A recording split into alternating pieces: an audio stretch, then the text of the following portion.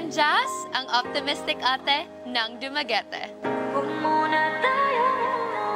Jazz, sa pagdating mo sa aking tahanan, bitbit mo ang iyong pusong matapang, mapagmahal at puno ng pag-asa. 3 of the most important people sa life ko noon, they had cancer. I've been taking care of people all my life. And with your optimistic heart, naging matibay kang sandigan ng iyong bagong kapamilya.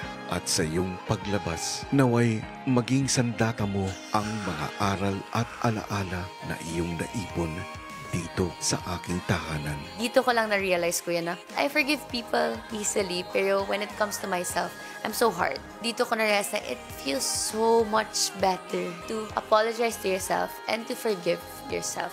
Babaunin ko talaga yun.